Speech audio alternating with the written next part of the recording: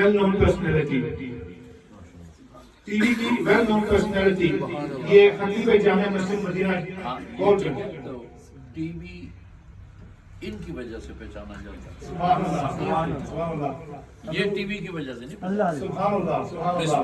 خطیب جامع مسجد مدینہ گولڈن میری مراد علامہ محمد مفتی نصیر اللہ نقشبندی صاحب، جو کہ انشاءاللہ اپنے بات کا اظہار کریں گے. نعرہ تکبیر، نعرہ تکبیر، نعرہ رسالت، نعرہ تحقیق، نعرہ حیدری، جشن میلاد مصطفیٰ، سرکار قیامت، اللہ اہل سنت. بسم اللہ الرحمن الرحیم. وذکرهم بأیام اللہ، صدق اللہ مولانا العظیم وصدق رسولہ النبی الامین الکریم. ان اللہ وملائکتہ یصلون علی النبی یا ایھا الذین آمنوا صلوا علیہ وسلموا تسلیما.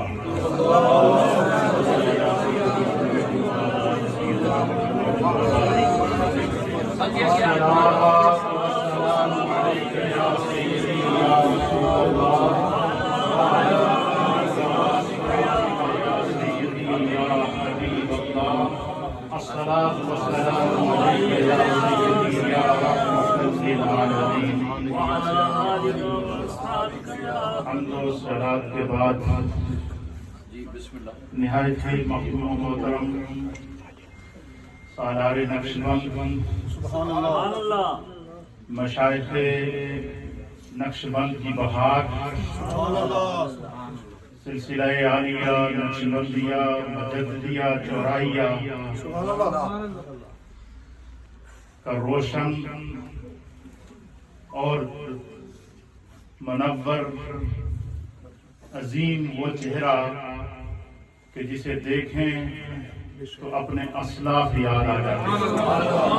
میری مراد عالمی مبلغ اسلام، پیر طریقت، رہبر شریعت حضرت علامہ پیر سید کبیر علی شاہ صاحب گیلانی دامت برکاتہ العالیہ، سجادہ نشین آستانہ عالیہ چورا شریف پاکستان، اور اس مجلس میں موجود چورا شریف سے نسبت رکھنے والوں اور دور دراز سے آئے ہوئے اپنے مرشد کریم کی صحبت میں اپنے دلوں کی کھیتی کو اللہ کے ذکر اور تزکیہ سے آباد کرنے کے لیے آنے والوں، اللہ تعالیٰ آپ سب کو ایسی مجالس بار بار نصیب فرمائے. وقت اپنے دامن میں اتنی وسعت نہیں رکھتا، میں چند لمحے جو ہیں یہ سب جو کچھ بھی آپ کے سامنے گفتگو کروں گا یہ اللہ صاحب کا نظر کا فیضان ہے، آپ کی توجہ ہے. اور ہم نقشبندی لوگ ہیں، ہم بزرگوں کی توجہ کے بغیر بولتے ہی نہیں. بزرگوں کی توجہ کے بغیر جو ہے وہ ہماری زبان سے جو کچھ بھی آپ دیکھتے ہیں یہ بزرگوں کا فیضان ہے.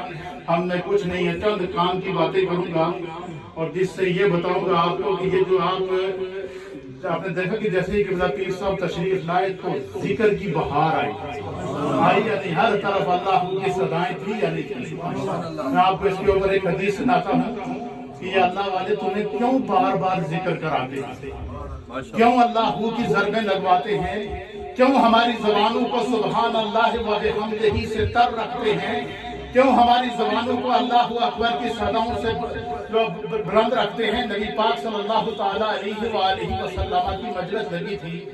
حضرت عبداللہ ابن عمر رضی اللہ تعالیٰ عنہ بیان کرتے ہیں، کہتے ہیں سرکار دو عالم صلی اللہ تعالیٰ علیہ وسلم کی مجلس لگی تھی اور جب بھی صحابہ اکرام حضور علیہ السلام کی مجلس میں آتے نا تو حضور انہیں خدا کے ذکر پہ لگاتے تھے، تسبیحات پڑھاتے تھے.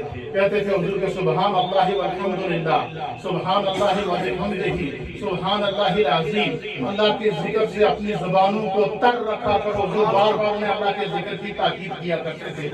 مجلس لگی ہوئی تھی، سرکار تشریف فرما تھے، صحابہ اکرام ہدایت کے ستارے سامنے بیٹھے تھے. ایک صحابی رسول کھڑے ہوئے عرض کی، یا رسول اللہ، یا حبیب اللہ، ہمارے ماں باپ آپ پر قربان ہو جائیں، ہم جیسے ہی آپ کی مجلس میں آتے ہیں آپ ہمیں اللہ کے ذکر میں مصروف رکھتے ہیں. تو صحابی رسول نے عرض کیا، مل غنیمت مجالس ذکر یا رسول اللہ۔ اے اللہ کے حبیب، یہ جو آپ ہمیشہ ہمیں اللہ کے ذکر میں مست اور الست رکھتے ہیں، مل غنیمت و مجالس ذکر، ان ذکر کی مجلسوں کا فائدہ کیا ہے؟ تو اللہ کے حبیب علیہ السلام نے صحابی رسول کا جب سوال سنا تو میرے آقا نے فرمایا مجالس غنیمت و مجالس ذکر الجنہ الجنہ سبحان اللہ۔ فرمایا کہ ذکر کی مجالس کا فائدہ صرف اور صرف جنت ہے، جنت ہے اور جنت ہے۔ اللہ ہے، اللہ ہے، اللہ ہے، اللہ ہے، اللہ ہے، اللہ ہے، اللہ ہے، اللہ ہے، اللہ ہے، اللہ ہے، اللہ ہے۔ ہمارے دلوں کو اللہ والے اپنے اللہ کے ذکر سے آباد رکھتے ہیں، یہ اس لیے نہیں کہ انہیں کوئی اپنا پرچار کرنا ہوتا ہے، یہ اس لیے اللہ کے ذکر سے مجالس کو اور ہمارے اذہان اور قلوب کو آباد رکھتے ہیں تاکہ جس کی بھی اس سلسلے سے نسبت ہو جائے جنت سے کم تو اس کا ٹھکانہ ہو ہی۔ اور پھر وقت نہیں، آخری بات، اللہ فرماتا ہے کہ جو نبی پاک صلی اللہ علیہ وسلم کی بارگاہ میں صحابہ بیٹھتے تھے نا تو حضور علیہ السلام انہیں کچھ نہ کچھ ارشاد فرماتے تھے۔ اللہ اس منظر کو بیان فرماتا ہے وَيُعَلِّمُهُمُ الْكِتَابَ وَالْحِكْمَةَ، مصطفیٰ انہیں کتاب اور حکمت کی تعلیم دیتے تھے، اور جب وہ توجہ سے غور سے سنتے نا تو پھر نبی پاک صلی اللہ علیہ وسلم ان پر نگاہ کرم فرماتے تھے، اور جب نگاہ کرم فرماتے تھے تو اللہ رب العالمین اس منظر کو فرماتا ہے کہ میرے مصطفیٰ جب اپنے ہدایت کے ستاروں پر جب نگاہ فرماتے ہیں، آپ مرشد کی مجلس میں بیٹھتے ہیں، آپ نے دیکھا کبھی آپ ہاتھ لہراتے ہیں، کبھی نگاہ کا اشارہ کرتے ہیں، یہ کوئی فرضی بات نہیں ہوتی ہے، یہ خدا کی بارگاہ سے آنے والا وہ فیض ہوتا ہے جو اہل محبت میں تقسیم کیا جاتا ہے۔ اس کے اوپر آپ اس روایت کو سنیں گے آپ کا ایمان تازہ ہو جائے گا۔ اللہ اس منظر کو بیان فرماتا ہے کہ جب مصطفیٰ انہیں تعلیم دیتے تو اللہ کہتا ہے وَيُعَلِّمُهُمُ الْكِتَابَ وَالْحِكْمَةَ، اور جب مصطفیٰ ان پر نظر فرماتے تو اللہ فرماتا ہے میرا محبوب جب ان پر نظر فرماتا تو پھر کیا تو وَيُزَكِّيهِمْ، ظاہر بھی پاک کر دیتے، باطن بھی پاک۔ سبحان اللہ۔ نبی پاک کی صحبت میں رہنے والوں کا باطن کیسے پاک ہوتا ہے؟ یہ صوفیاء کرام تصوف کی روشنی کے اندر، ذکر کی مجالس کے اندر، فکر کی مجالس کے اندر، سلوک کی مجالس کے اندر یہ باطن کو کیسے پاک کرتے ہیں، اس کے اوپر آخری بات نبی پاک کی مجلس لگی ہے، اللہ اللہ۔ صحابہ اکرام ہدایت کے ستارے بیٹھے ہیں۔ امام ابو داؤد نے اس بات کو، اس روایت کو نقل کیا ہے۔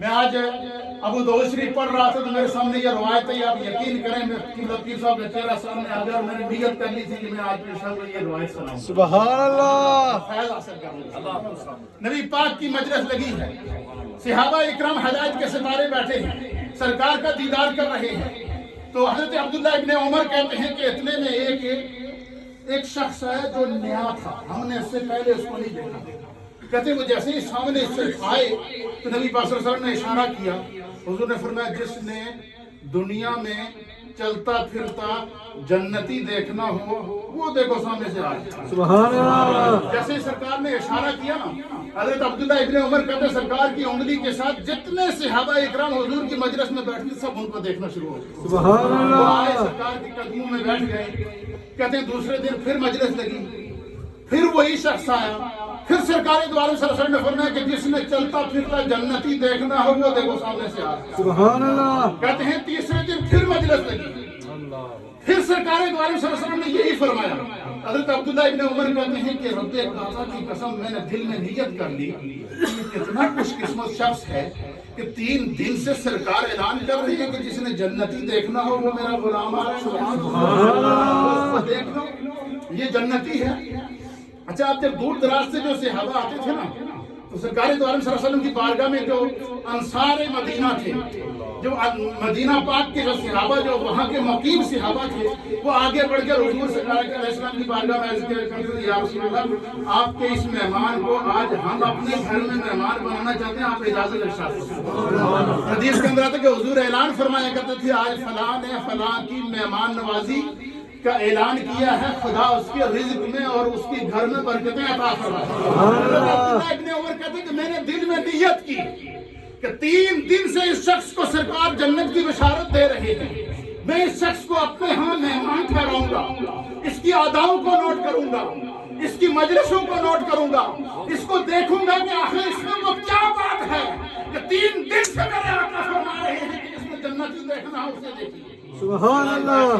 حضرت عبداللہ ابن عمر کہتے ہیں میں آگے بڑھا، سرکار کی دستبوسی کی اور عرض کی یا رسول اللہ یہ جو آپ کے مہمان ہیں میں انہیں اپنے ہاں مہمان لے جانا چاہتا ہوں، لیکن میں 3 دن تک انہیں مہمان ٹھہرانا چاہتا ہوں۔ سبحان اللہ۔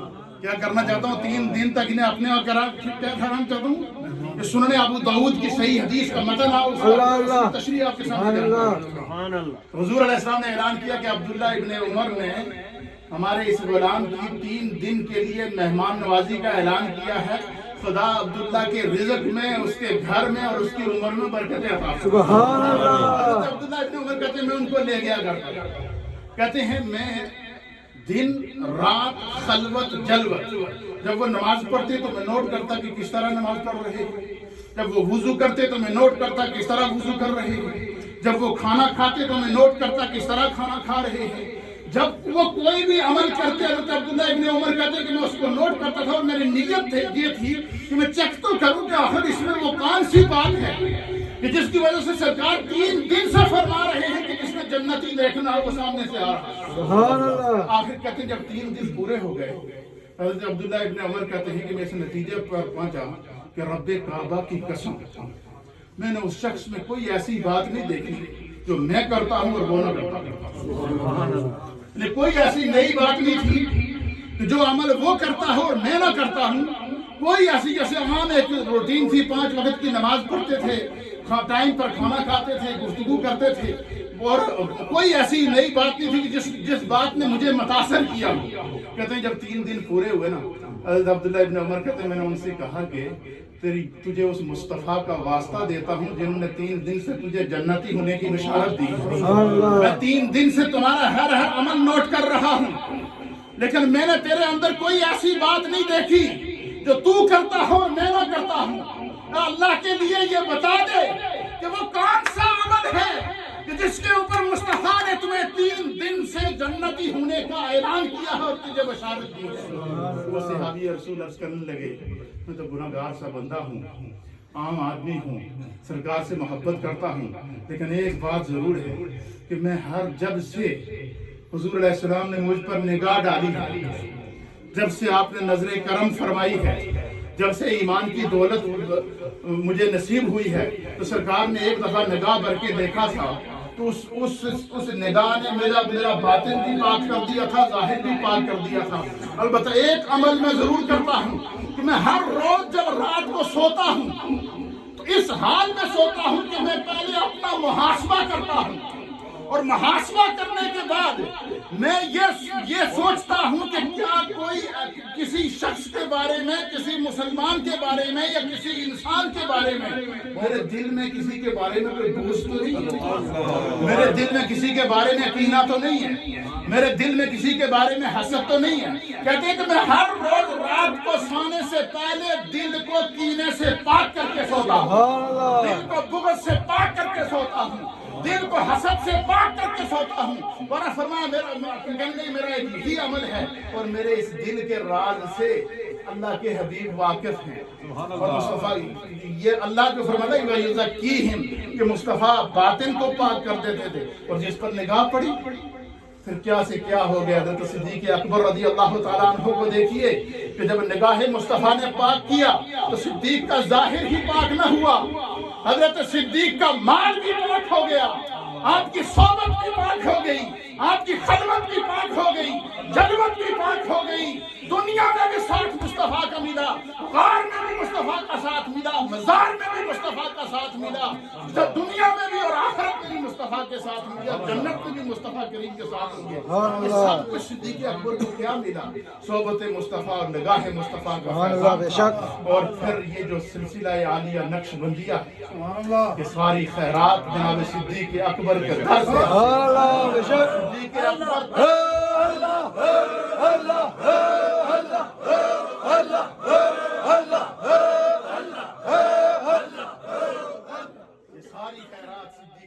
کے در سے آتی ہے، اور صدیق اکبر